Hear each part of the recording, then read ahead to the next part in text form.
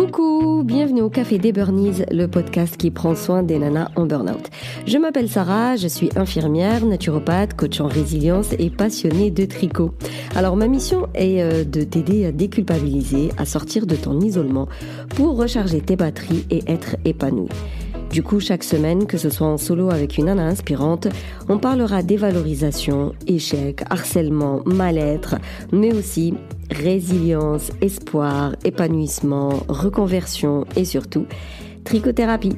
Alors, pour retrouver ton peps, pour vraiment faire le plein de motivation, pour mettre en place les actions nécessaires pour reprendre ta vie en main, surtout en cette fin d'année, histoire de bien commencer 2023, eh bien je t'encourage à réserver ton appel offert avec moi pour prendre le temps de faire le point sur ta situation, tes besoins, tes problématiques, pour voir comment je peux t'aider à remonter la pente. Tu trouveras le lien dans le descriptif et j'en profite, si tu écoutes cet épisode au moment de sa sortie ou du moins avant le 2 décembre, eh bien sache qu'il y a des promos en ce moment sur mes accompagnements, sur mes programmes, sur mes formations. Alors c'est le moment de passer à l'action. Maintenant, détends les épaules, cohérence cardiaque et profite pleinement de cet épisode.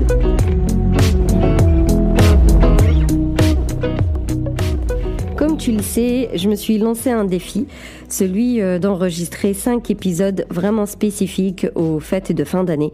Parce que c'est tout sauf anodin en réalité, peut-être que j'insiste, mais réellement tu dois le sentir, tu dois le savoir. Les fêtes de fin d'année, c'est un gouffre en termes d'épuisement, en termes de, de sollicitation d'énergie mentale et physique. C'est-à-dire que de base, même si tout va bien, les fêtes de fin d'année, c'est compliqué. Parce qu'il y a beaucoup de choses à gérer et généralement, t'es toute seule à les gérer. Que ce soit les courses, quel repas faire, qui inviter, la liste des cadeaux pour ceux qui font Noël, que faire le réveillon si c'est un truc vraiment culturel chez toi. Vraiment, il y a beaucoup en fait de dates à prévoir. Il y a les vacances scolaires, les vacances d'hiver pour celles qui ont des enfants, donc elles doivent gérer ces vacances-là. Est-ce que c'est centre aéré, est-ce que c'est nounou, bref, la garde quoi.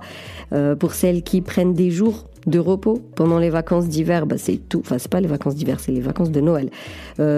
Clairement, c'est tout sauf reposant quoi. C'est les vacances les plus épuisantes de l'année en réalité, parce que il y a beaucoup de gestion. Il y a beaucoup de gestion, c'est-à-dire pratico-pratique, il y a beaucoup de choses à prévoir, à anticiper et à faire, mais aussi il y a beaucoup de pression. Et là, c'est vraiment la pression sociétale. Si j'invite des gens, il faut que ce soit stylé, il faut que ce soit bien, il faut que ce soit beau, il faut que ce soit rangé, propre, parce que tu comprends le regard des autres. Les cadeaux, il faut qu'ils soient à la hauteur des attentes des gens, sinon t'es la première à être déçue. Et puis voilà, le réveillon, tout le monde va te demander qu'est-ce que tu vas faire. Donc si ça se trouve, toi, t'as envie de rien faire du tout, mais il n'empêche que tu fais semblant et donc que tu te presses à trouver un plan pour le réveillon. Et puis, alors, est-ce que j'invite les gens? Est-ce que je me fais inviter? Est-ce que j'ai envie d'être avec eux? Comment je vais me comporter? Vraiment, il y a autant de la vraie fatigue physique, parce qu'encore une fois, la to-do list, elle est costaud, mais il y a aussi une énorme pression sociétale qui fait que ça te met en panique, mais voilà, des semaines avant. Et du coup, pour la personne qui est épuisée, qui est triste, qui est déprimée, donc que ce soit du burn-in ou du burn-out, en réalité, peut-être que t'as pas envie, en fait, ni d'inviter, ni d'être invité, parce que pour toi, il n'y a pas cette joie. Tu vois, les fêtes de fin d'année, c'est genre joyeux, accueillir la prochaine année, tout ça. Mais pour certaines, elles n'ont pas grand-chose de joyeux en elles. Elles ne le ressentent pas. Et du coup, elles ne voient pas trop l'intérêt de fêter quelque chose qui n'existe pas quelque part. T'as pas envie de sourire, t'as pas envie de faire des blagues, t'as pas envie de refaire le monde, t'as pas envie de parler du bon vieux temps, il y a encore moins de parler des polémiques, des grèves, des machins, donc t'as pas envie en fait. Et du coup, ça, c'est très fatigant, c'est très épuisant, c'est très éprouvant de faire semblant pendant 1, 2, voire 3 soirées à vivre quelque chose que t'as pas envie de vivre. C'est pour ça que ces fêtes-là sont très redoutées par les nanas qui sont en burn-out ou en burn-in. T'as pas besoin d'être en mode effondré pour ne pas vouloir fêter la fin d'année et de faire comme d'habitude. Voilà. Ensuite, c'est genre le moment pour faire le bilan de son année et pour genre identifier des comment on appelle ça déjà, les résolutions pour l'année d'après. Et toi, t'as envie de dire j'ai pas envie de faire le bilan de mon année. Voilà, ça va me mettre mal. Donc non merci. Et clairement, en termes de résolution, soit t'en as beaucoup, soit t'en as pas parce que tu te sens pas d'en avoir, dans le sens où t'es épuisé, t'es fatigué. Des résolutions, tu sais que c'est pas ça qui va te guérir en réalité, et surtout peut-être que t'as du mal à te projeter dans un avenir positif où tout va bien. Et en fait, ça crée une sorte de décalage au final avec les autres, soit qui font semblant d'aller bien, soit qui vont réellement bien. Mais dans tous les cas, toi, t'es contrainte à faire semblant d'aller bien si tu ne veux pas subir ce fameux décalage. Soit, en fait, non, voilà, les autres savent que ça ne va pas. Et du coup, pendant les soirées, ce décalage-là va se voir, ton pessimisme, il va s'entendre. Et toi, ça renforce ton mal-être, ça renforce cette différence et cette culpabilité, cette mésestime. Tu sais pourquoi moi j'y arrive pas alors qu'ils ont l'air bien, ils ont l'air heureux, moi je le suis pas. Donc si t'es parti pour faire semblant, sache que ça va te demander un gros effort d'adaptation. Et ça, c'est ça qui est risqué, parce qu'en fait, t'es déjà très fatigué, on va pas se mentir. Du coup, si tu viens encore manger dans tes réserves, clairement, c'est pas quelque chose que je conseille, ni que je recommande, rien du tout. T'as plutôt besoin de penser à toi, de t'écouter, de suivre ton rythme, de lever le pied si nécessaire et d'être toi-même et de vivre ta situation comme elle est, avec tout le monde en fait, avec toi mais aussi avec les proches. Donc, la semaine dernière, on a parlé des affirmations positives. Comment on peut se blinder un petit peu en positivité avant les fêtes et après les fêtes. Aujourd'hui, comment on va gérer cette période, mais en termes de fatigue physique? Qu'est-ce que tu peux faire pour être moins fatigué déjà avant, c'est-à-dire ne pas t'épuiser avec toute l'organisation, et qu'est-ce que tu peux faire après? Donc tout d'abord, il faut veiller à avoir une bonne alimentation. Ça, je veux dire, je sais que tu le sais, et puis j'en ai parlé déjà plusieurs fois dans plusieurs épisodes, mais voilà. Et c'est pas parce que tu le sais que t'en as vraiment pris conscience et que t'as réellement compris l'intérêt de bien manger. Mais vraiment, une voiture sans carburant, elle ne roule pas. Toi, l'alimentation, ça te permet juste de fonctionner. Je te parle pas de bonheur, même si on pourrait parler des intestins et de leur impact sur l'humeur, mais juste pour être en forme, ton corps a besoin de bien manger. Pas juste manger, mais de bien manger. C'est-à-dire privilégier tout ce qui ne va pas demander beaucoup d'efforts à tes intestins. Donc tout ce qui est trop gras, trop sucré, trop raffiné, ça on laisse tomber parce que ça va épuiser ton corps lors de la digestion. Nous, on veut gagner de l'énergie. Donc tu manges tout ce qui est légumes, cuits, alors de préférence genre vapeur, comment on appelle ça, four, enfin voilà quoi, avec le moins de friture possible. Prendre des vitamines, des compléments alimentaires. Donc, n'attends pas d'être au sol. Prends-les comme ça, de base, dès maintenant. Tu commences à faire le plein de magnésium, de vitamine B, de vitamine C, de vitamine D, et puis des compléments alimentaires qui sont à base de plantes. Donc, généralement, ils vont prendre des adaptogènes, ce qui va te permettre de mieux supporter le stress, la fatigue et tout ça. Ça, c'est pour l'alimentation. Ensuite, on a le sommeil. Forcément, le sommeil, c'est ce qui te permet de te recharger. Mais pas que. Ça te permet d'améliorer ta mémoire, ta concentration, ce qui te rendra plus efficace au final la journée. Donc, avoir des routines sommeil, par exemple. Vraiment avoir des routines sommeil, que ce soit alimentation, phytothérapie, bien-être, relaxation, lecture, qu'importe. Mais vraiment une vraie routine du soir pour préparer une bonne nuit de sommeil. Qu'est-ce que tu peux faire d'autre? Tout simplement avoir des routines self-care. Donc des routines self-care, ça peut être le matin, le midi, le soir, qu'importe. Ça peut être de la méditation, de la marche, du yoga, une activité créative, genre le tricot, la couture, la broderie, le dessin, qu'importe. Mais en tout cas, il faut avoir un exutoire en fait dans une journée. C'est chaque jour. Les routines self-care, c'est tous les jours, ne serait-ce que 5 minutes par jour. Mais il faut avoir des routines self-care pour te ressourcer au quotidien.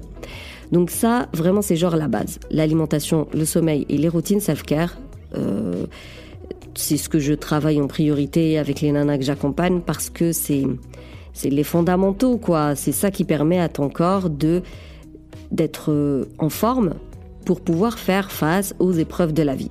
Et à côté de ça, bien évidemment, il y a tout l'aspect psychologique, développement personnel. Mais déjà, ça, c'est une base. Dès maintenant, veille à bien manger, à bien dormir et à te ressourcer au quotidien pour être en forme, pour gérer toute la to-do list de ouf que tu as à gérer d'ici la fin de l'année. Et donc, gestion de to-do list, forcément, nécessite une bonne organisation. Tu choisis l'organisation la plus adaptée à tes ressources. On ne vit pas au-dessus de ses moyens financièrement et on ne vit pas au-dessus de ses moyens physiques et temporels. Je ne sais pas si ça se dit, mais voilà, tu as 3 budgets. Le temps, l'argent et la santé, en fait.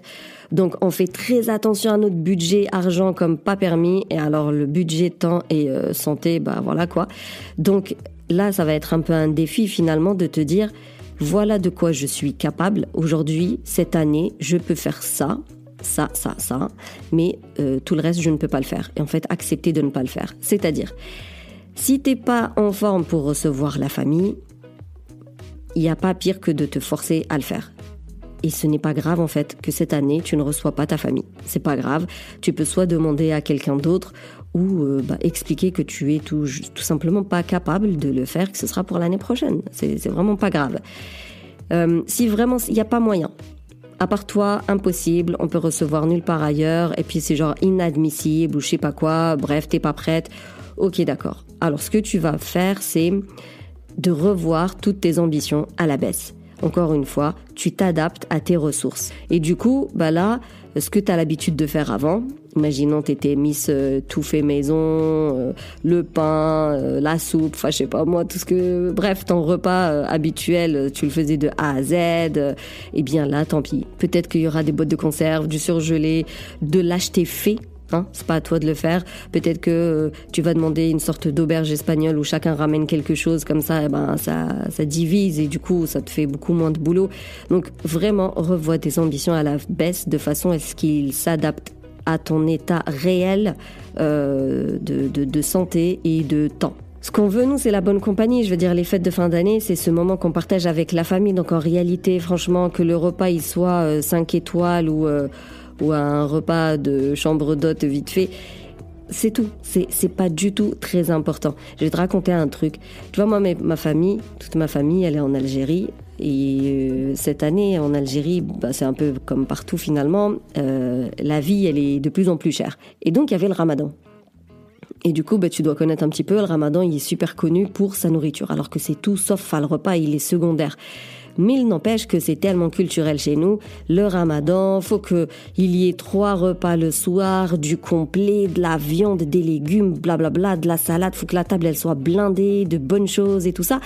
Et donc, finalement, le ramadan devient même très cher parce que dans des pays où les légumes sont chers, où la viande elle est inaccessible, forcément avoir cette table sweet table là, du ramadan, forcément ça devient compliqué quoi. Et donc ma mère elle était là en train de se plaindre comme quoi la viande c'est pas possible, elle est trop chère et tout ça pour faire la soupe, tu sais la fameuse shorba et nanana. De mon point de vue, c'est tellement pas important. Donc, vraiment comme tu es quelqu'un de naïf, je lui dis mais c'est pas grave. Je veux dire ta soupe, tu peux la faire sans viande. Après tout, c'est pas important. Ce qui est important dans le jeûne, c'est de le jeûner quoi. C'est de jeûner, de vivre cette spiritualité, de lire le Coran, tout ça. C'est ça en fait le Ramadan. C'est pas le repas du soir. Donc si tu peux pas mettre ta viande dans ta soupe, c'est pas très grave. Oh, mon Dieu, mais qu'est-ce que t'as dit? Qu'est-ce que t'as dit? Mais comme si c'était la fin du monde. Comment? Moi, je vais faire une shorba sans l'agneau et tout. Mais comme si c'était la fin du monde. À la fin, qu'est-ce que je lui dis? Si ton problème, c'est de ne pas avoir de l'agneau dans ta soupe, c'est qu'en réalité, t'as vraiment pas de problème. En fait, t'es aisé, quoi. T'es privilégié, mais tout va bien chez toi. Et c'est ça que tu dois te dire. Si aujourd'hui, ton problème, c'est de ne pas pouvoir accueillir les gens dignement comme d'habitude, c'est qu'en réalité, t'as pas de problème. Parce que quelqu'un qui est épuisé, qui est au bout de sa vie, je peux te dire que le repas de fin d'année, mais c'est le dernier de ses soucis. Parce que sa santé, elle est dans un état tellement mal, parce que sa tête, elle est tellement triste, que franchement, c'est tout sauf une priorité. Ce qu'elle veut par contre, c'est d'être écoutée, rassurée, réconfortée, soutenue. Ça, elle en a besoin. Donc j'aimerais insister là-dessus. tu es pas bien. Enfin, je veux dire, tu n'es pas bien, qu'importe le degré de ta fatigue et ton stress, qu'importe si tu as été diagnostiqué ou pas, qu'importe si la société le reconnaît ou non. Ce qui est important, c'est toi, comment tu te sens. Toi, au quotidien, ta vie, comment tu la vis, est-ce qu'elle te plaît, est-ce que tu t'aimes bien, est-ce que tu te sens bien. Si c'est le cas, vas-y, mets le paquet pour les fêtes de fin d'année, il n'y a aucun problème. Par contre, si ce n'est pas le cas, et moi je pencherai pour cette version-là, sinon pourquoi t'écouterais ce podcast, si ça ne va pas bien, les fêtes de fin d'année version film de Netflix, là, c'est pas du tout une priorité. Donc je ne peux que t'encourager en fait à être toi-même, à être honnête, sans filtre, certainement pas faire semblant, et à parler autour de toi, dire que voilà, cette année, t'as pas la forme. T'as pas la forme physique, t'as pas la force psychologique, t'as pas la force mentale en fait pour faire comme d'habitude. Donc cette année, ce ne sera pas comme d'habitude. Parce qu'après tout, c'est pas le plus important. Le plus important, c'est de passer du temps avec sa famille, de passer des bons moments, de garder des bons souvenirs, de passer à l'année prochaine dans un bon environnement bienveillant, entre guillemets, avec plein d'amour, de rigolade et tout ça. Donc, qu'il y ait, je sais pas moi, des bûches de ouf ou un repas de malade, ça, c'est pas très important. C'est du plus. Si ça peut se faire, c'est très bien, mais si ça peut pas se faire cette année-là, ça ne veut pas dire que ce ne sera plus le cas l'année prochaine. Donc vraiment, en réalité, le seul moyen pour éviter de te retrouver sur les rotules après ces fêtes de fin d'année, c'est d'être toi-même. C'est de reconnaître déjà, j'aurais dû commencer par là, c'est de reconnaître l'état dans lequel tu es aujourd'hui, d'en parler autour de toi, de prévenir tes proches que habituellement tu faisais version A. Cette année, c'est pas possible la version A, donc tu vas faire la version B, qui est beaucoup moins bien, mais c'est pas grave.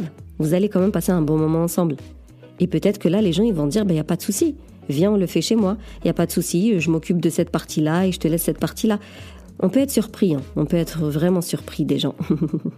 Donc pour revenir à cette organisation, le meilleur moyen, c'est d'alléger ta to-do list, d'alléger ta liste de courses, ta liste de cadeaux, ta liste de cours, vraiment de l'alléger. Soit de ne pas faire ce que tu as l'habitude de faire, vraiment faire le minimum vital, ou alors déléguer. Tu veux vraiment garder la version A, ok, mais c'est les autres qui font, pas toi. Et à ce moment-là, il faut déléguer. Et pour déléguer, il faudra être sans filtre, il faudra être honnête. Et puis le jour J, tu t'écoutes, tu te respectes, tu rigoles. Dès que tu n'as plus envie, que tu te sens fatigué, c'est tout, t'arrêtes. Faire semblant, ça sera la pire des choses. Tu sais, ton fameux téléphone, je reprends toujours cette métaphore, quand tu vois que la batterie, elle est en mode économie, psychologiquement, t'arrêtes de l'utiliser à outrance, on est d'accord ou pas ? T'évites les réseaux, tu te dis, attends, le temps d'arriver à mon chargeur, je vais le laisser tranquillement, comme ça, si jamais il y a urgence, il y aura de la batterie. Mais si là, en mode économie, je continue à faire n'importe quoi avec, forcément, il va s'éteindre, et s'il y a urgence, je pourrai pas l'utiliser. Toi, c'est un peu ça. Aujourd'hui, t'as très peu d'énergie, faut pas l'utiliser à outrance. Tu le mets en mode économique, mais se tuer à la tâche comme ça pour Noël ou le réveillon ou je sais pas quoi, vraiment ça vaut pas la peine. Clairement, aucun intérêt. Ce n'est pas une priorité pour ta situation à toi, qu'on soit bien d'accord. Maintenant, après les fêtes, tu as dû constater aussi que tu es plus épuisé, plus fatigué après les fêtes qu'avant ou pendant. Encore une fois, c'est une histoire de combattre, fuir ou s'immobiliser. Quand ton corps capte qu'il y a une situation particulière qu'il va falloir fournir de l'énergie, eh bien, il va fournir de l'énergie, il va se mettre en mode survie et donc il va être focus sur ce fameux déclencheur de stress jusqu'à sa fin. Une fois que les fêtes de fin d'année sont terminées, donc c'est bon, vous avez mangé, t'as tout rangé, tout le monde est rentré chez lui, il va y avoir ce fameux jet lag familial, c'est-à-dire que toute la fatigue que tu as accumulée avant et pendant ces fêtes, ton corps, en fait, il va se relâcher. Voilà, il va se dire, il n'y a plus la situation stressante, c'est bon, on l'a terminé. C'est un peu comme après un examen, en fait, ou une fois que ton mariage est passé, ou vraiment, le corps, il se dit, le stress est terminé, la phase stressante est terminée, maintenant je peux me poser. Et là, c'est toute la fatigue qui va te tomber dessus, une fatigue que le corps a mis de côté. Et donc là, pour ne pas revenir en arrière, parce que généralement, quand on est en burn-in ou en burn-out, voilà, vous avez toutes commencé à mettre en place certaines choses, ne serait-ce que le sport ou peut-être une activité créative ou, je sais pas, bien manger. Voilà, vous avez forcément commencé à changer 2-3 petites bricoles. Et lorsqu'il y a ce gros coup de fatigue qui va te tomber dessus, sachant que toi, de base, déjà, t'étais pas bien, forcément, tu risques de revenir en arrière et d'être dans une situation plus grave qu'avant. Donc là, pour ne pas faire marche arrière, pour ne pas arrêter tes bonnes habitudes que tu avais mises en place, pour éviter le pire au final, tu vas garder quand même ce que tu faisais jusqu'ici, mais peut-être à 10%, 20%. Donc si jamais tu faisais du sport, tu vas reprendre le sport, mais tout doucement, sans te brusquer, sans te ruiner ce qui te reste comme énergie, vraiment tout doucement, mais garde-en quand même ne serait-ce que 10% de ce que tu faisais avant en termes de sport.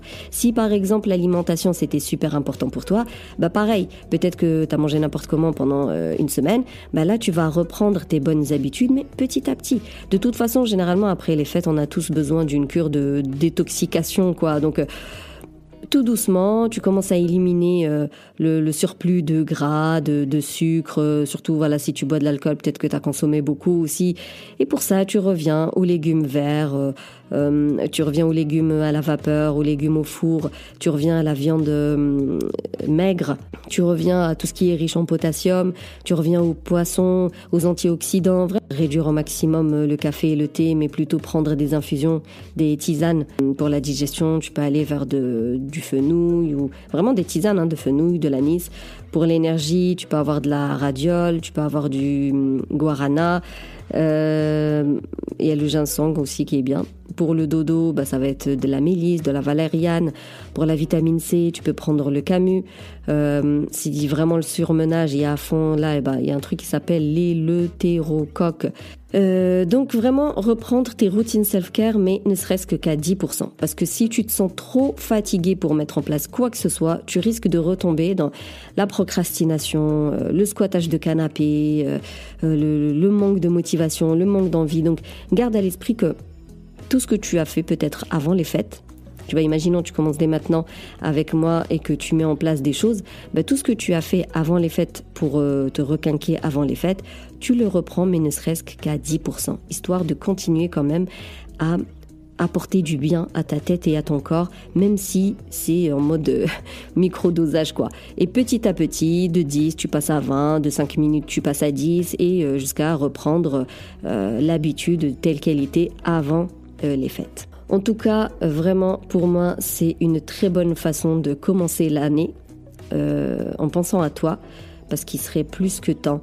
On voit souvent ça, des femmes déjà qui tiennent le coup pendant des mois et des mois en disant ouais ça va aller, j'ai pas besoin d'aide, ou alors non je vais pas en parler parce que c'est trop la honte, ou voilà, toutes les excuses elles sont, même si c'est des excuses, je sais que toi tu les vis pour de vrai, donc le but c'est pas de dire arrête de trouver des excuses, c'est juste que je te dis que les raisons c'est pas des bonnes raisons. En gros tu laisses traîner les choses pas pour les bonnes raisons.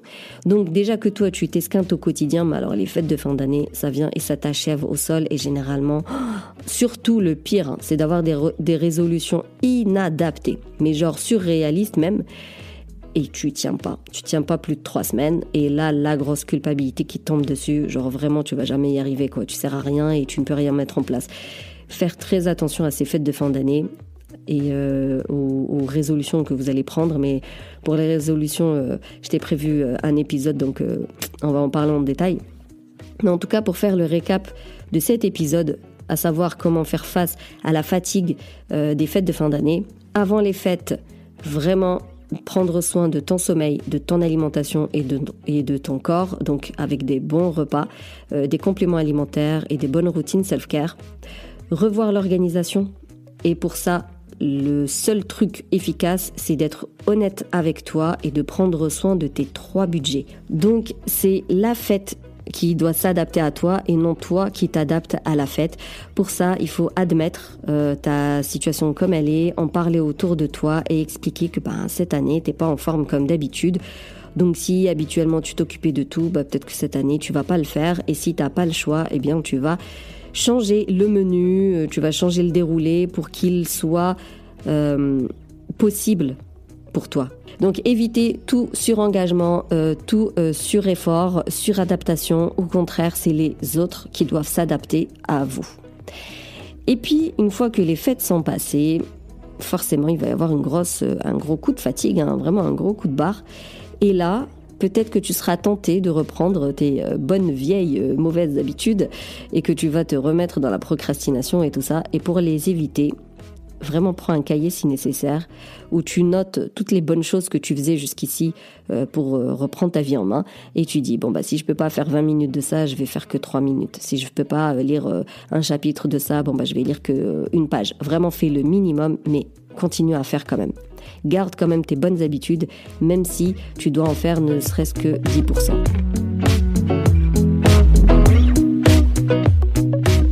Voilà, j'espère que cet épisode va te permettre de vraiment bien te préparer pour cette fin d'année. Merci plus pour ton écoute. Si tu veux soutenir le Café des Burnies, tu peux me laisser un avis, me mettre 5 étoiles sur la plateforme d'Apple Podcast. Tu peux aussi partager cet épisode autour de toi. Si tu as envie qu'on échange, soit Instagram message privé, soit tu rejoins le canal privé de Telegram, ou sinon tu réserves ton appel offert pour voir comment on peut bosser ensemble pour que tu puisses réellement, une fois pour toutes, sortir de ton épuisement et reprendre ta vie en main, une vie joyeuse, sympathique, pleine de peps et dynamique. Sinon, je te dis, prends bien soin de toi, booste ton feeling good et à la semaine prochaine pour un nouvel épisode.